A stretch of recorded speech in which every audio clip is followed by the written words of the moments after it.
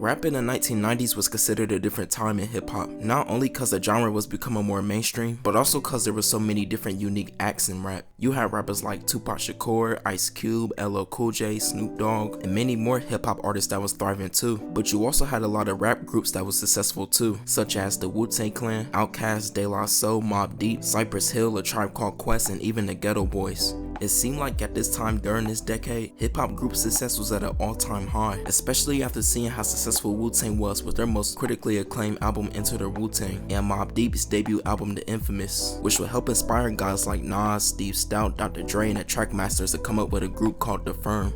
The Firm was a collective East Coast hip-hop group who made up of Nas, Foxy Brown, AZ, and Cormega, and a little bit later they would add Nature.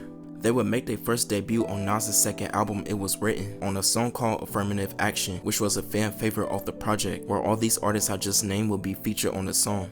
The Firm, baby, Volume 1, Prior to the formation of this group, all these artists were going through a transitional stage in their careers, where Nas just came off his most commercialized successful album It Was Written, Foxy Brown just got signed to her first recording deal, AZ gained a lot of critical acclaim for his debut 1995 album Do or Die, and Cormega was trying to revive his career after doing a prison bid for a couple years, so each member had something to prove on this new group that they formed. And originally, according to the Trackmasters, Mary J. Blige was supposed to be on the group too, but things didn't go as planned. Not only that, but Dr. Dre was supposed to be the only producer for this album, but Cormega said Dre was too humble and too nice. I think Dr. Dre was too modest and humble, because you got to understand it was a Dr. Dre project. Yeah. With Nas. He was on Interscope. And then Trackmasters got involved. Now you may be wondering why Dr. Dre's name keep getting involved in this, even though this was an East Coast group, to whereas Dr. Dre, he was from the West Coast, and at this time there was a big East Coast West Coast war that was going on in hip hop, where a lot of East Coast artists did want to work with West Coast artists and vice versa, but for Dr. Dre, he wanted no parts of that, which would lead to him leaving Death Row and forming his own record label called The Aftermath, which was a distribution through Interscope, and that's where Dr. Dre came up with the idea of forming The Firm and wanting to sign him, just to show that he's not part of that nonsense that was going on with Death Row, and that he got love for all East Coast artists. Now leading up to their debut album, Cormega would get outed by the group and would be replaced by another Queensbridge rapper, Nature. Due to artistic differences with Nas and contract disagreements with Steve Stout, he would never end up making an appearance on the Firm album, and the only song that he ever appeared on by the Firm was Affirmative Action on Nas's album. When Cormega got replaced by Nature, it strained him and Nas's friendship together.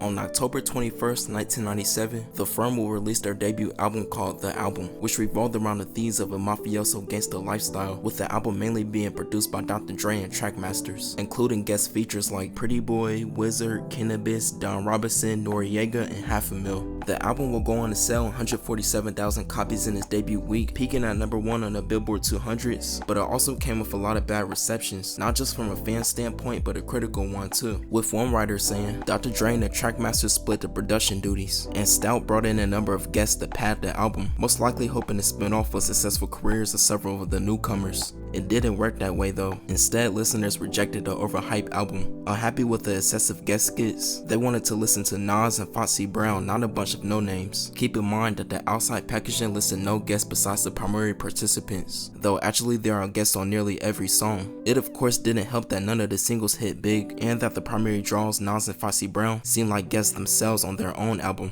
The album quickly collected dust on the record store shelves, and all involved returned to their solo careers happy to put this embarrassment behind them.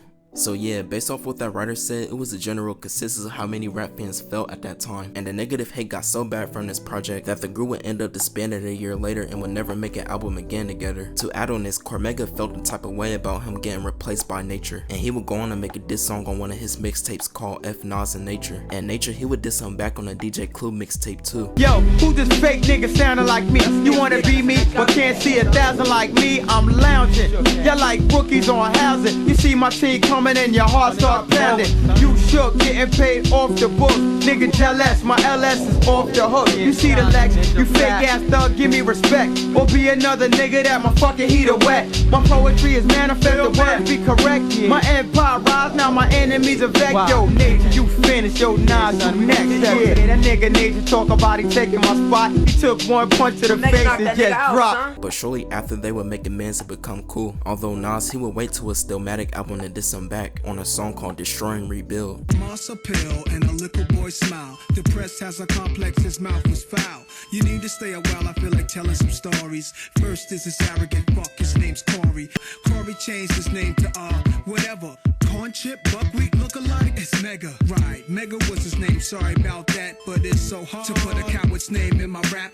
Always acting tough, but jokester be frontin'. He got snuffed, he got shot in the thigh, he did nothing. In 2006 though, they will all be reunited and will squash the beef between all of them, and they will also perform the song Affirmative Action on stage. And they've even talked about a reunion in 2010, but I guess things never worked out. And as we all can see in present day, this is the only album that they ever made together. Now I do think Nas did something special with his King Disease album, cause on the song Full Circle they will all be on a song together again. But at this point in all their careers, it seems like the firm is history, and we'll never really know or see their full potential that they could have had. In an interview, Dr. Dre gave his reasons why he think the album failed. When we were all doing that record, it was a lot of problems in the studio. I only spent maybe 4 days in the studio with artists, and we're supposed to do records with them for days. The All album, Nas was cool. He came in and did his thing. Fosse missed like 5 airplanes to get into the studio. She's in here 1 hour, so we gotta work with her 1 hour. That's the reason why the records wasn't successful as we planned.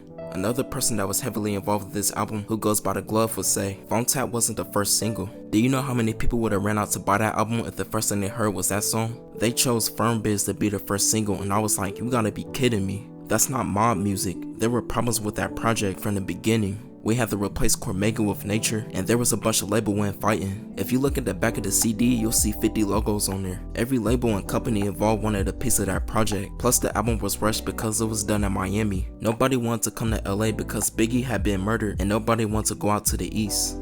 I feel like the firm has so much potential to be a staple group during the 90s hip hop, but fell short completely due to complacency and not really taking the time with their craft, which led to the fans giving them the backlash that they got. But I wish they would have stuck together through it to see what album they could have put out next to prevail past that criticism, instead of letting it get the best of them. Cause now in hindsight, most people don't even remember them, or if they do, they remember how disappointing their album was. Not just cause it didn't sound pleasing, but also due to the fact that they had so much talent on there, with Dre and Trackmasters producing, Nas, AZ, and Nature breaking that lyrical flow, while Fosse Brown should have been showing us why she was the best female rapper during that time. It's just disappointing to what they amount to and what they could have been. But y'all let me know down in the comments how you like the Firm album, and do you think it was one of the more overhated albums and it wasn't that bad to you, or you feel like the hate is justified and the album could have been way better? Y'all let me know down in the comments. Be sure to like the video, share this, give me some feedback, subscribe. Have a nice day.